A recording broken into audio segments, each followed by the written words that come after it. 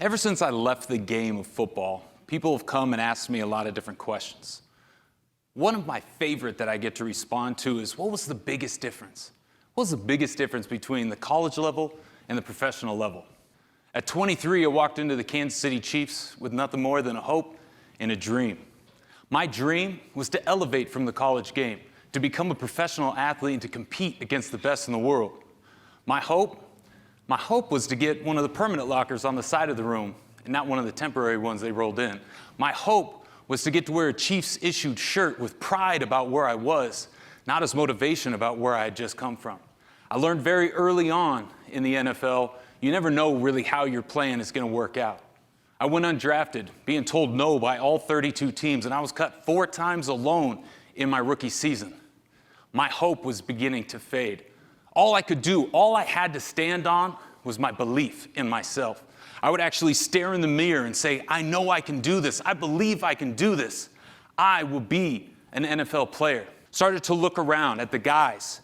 Every time I would get cut, every time I would be released and told my dream was over, I would force myself to reflect upon the city, upon the organization, and most importantly, upon the guys in the locker room. As I began to study them, I began to notice a set of rules, an unspoken code, or a roadmap, if you will, of how they were achieving their success, of how they had what I so desperately wanted. In football, you're divided into 3 groups. The skilled guys, some of you will know their name from fantasy and scoring touchdowns. The big guys, you won't know their names, but if they walked in here, you'd know exactly who they were. And then the big skilled guys, that was my group. We were asked and required to do a little bit of both worlds, but not really expected to be a master of each. This group landed me next to a 13-year Pro Bowl linebacker. Unbeknownst to him, this man became my mentor. I studied his every move, his demeanor, his mindset, his focus, his work ethic, and of course, his success. I was in awe of this guy. And just as a poker player begins to study his opponent, he sees his tell. I saw it out when we were running sprints the first time. As a team, we were required, run 40 yards. He'd run 45. We'd run 50 yards. He'd run 55. We'd go into the weight room, and we'd all sit down and do our 225-pound bench press. He would even be in our group and encourage us, let's go, one more, come on. And then just before he laid down, he would slide a 2.5 on each side and do the same set. Finally, my curiosity got the best of me. Finally, I had to go up and ask him. I said, old man, because in football, if you're over 30, you're considered old. Old man, I don't get it. Do you just have trouble slowing down on the field? Are you up at 4 a.m. like most people your age? The 2.5 pounds, 5 pounds, it won't matter. It doesn't make a difference. I don't understand what you're doing. He smiled and said, look around. Every guy in here is younger, healthier, cheaper than me. Every guy in here is supposed to be replacing me. The only reason I'm still here, the only reason I can compete is because I come in here every day and I steal this. I come in and I steal inches because I need that edge.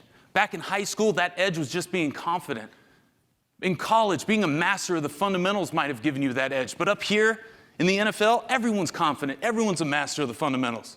The only reason I am here is because I steal that edge. I steal that inch.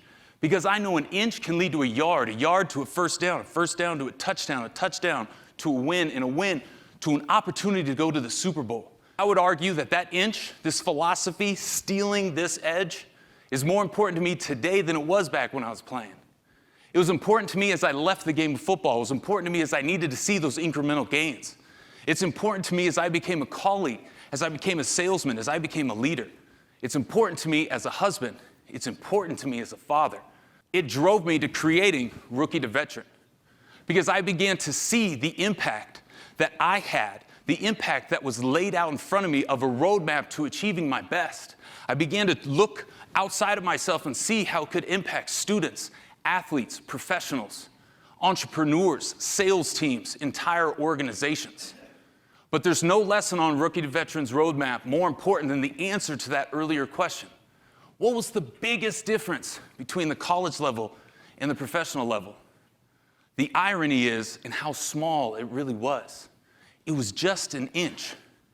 But as you begin to adapt and adopt this mindset, you begin to see the impact it can have and understand if you're not stealing them, if you're not taking them, Somebody is getting it on you. Somebody is getting that edge. Just as a company is not growing, is dying, if you're not stealing inches, you're giving them away.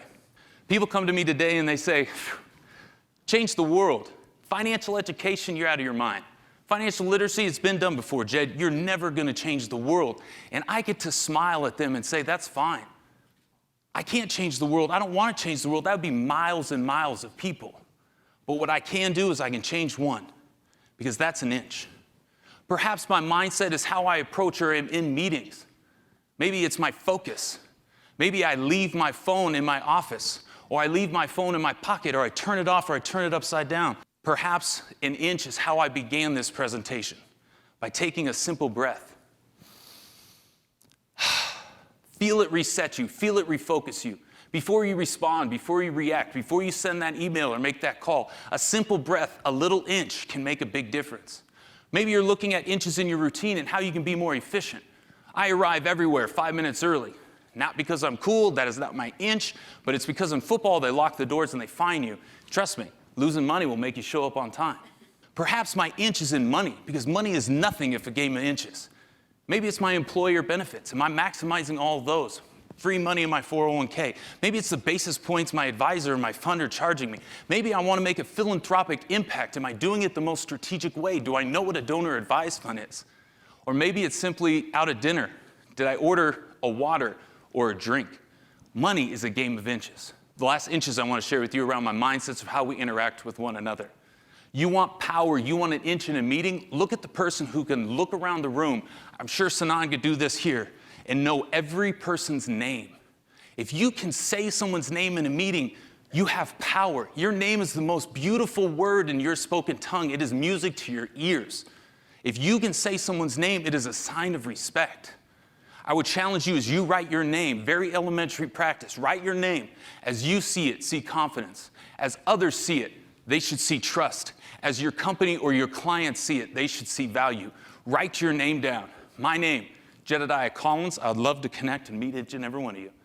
Next one, how do I continue to interact with people, whether it's here, whether it's at a happy hour, whether it's at a coffee or breakfast, a lunch, a phone call. I try to take an inch at the end of each one. I ask, I'm curious, how can I help you? If you're genuine, if you're authentic with that notion, you are the beginning, the first inch of building a relationship, because you're not selfish in it. You're looking at how you can help that individual. I challenge you to end a meeting with that simple notion. How can I help you? Tomorrow, we're all going to leave here. I would ask you, start your day. First time you see a colleague, first call you make, first meeting you have. Stop, take a second, and do this.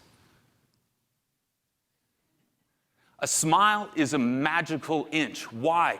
Because it scientifically tells your brain to be happier. But not only that, whoever it sends out, you heard the chuckles in the room, it can reflect and impact into them too. A smile can change not 1, but 2 days. That makes it magical. A smile is also the most powerful tool we have as parents. As your child looks across a room, scared, overwhelmed, afraid, happy, proud, just lost, a smile can reflect to them more than anything else in the world. We understand the difference between the college level and the professional level was this. Turns out the difference between me making a team and not making a team was this. My running back coach sat me down one day and said, son, everybody calls you son, till you get a contract, and then they call you sir. I never got a contract. He said, son, this is the National Football League. You're not going to knock anyone over. You're not going to move people out of the way. They get paid too much money. All we can ask of you, all we require, is that you win a 6-inch battle. If in your collisions you can move your opponent 6 inches, that would be a win. That would be success for you. That notion took me back. I now had my data. I now had my world. I now had my measurement. I knew each and every time I went into a collision, I had to win that 6-inch battle. Each day I showed up, I would steal an inch 6 days of the week, so on Sunday, I could go win that 6-inch battle. I'm proud to say that in 2011, I won that 6-inch battle more than any other person in the National Football League, making me the best in the world. But my journey from being cut a dozen times to the best began with this. As you leave here tomorrow, you have heard amazing things from speakers much, much better and more people smarter than me than I am humbled to realize.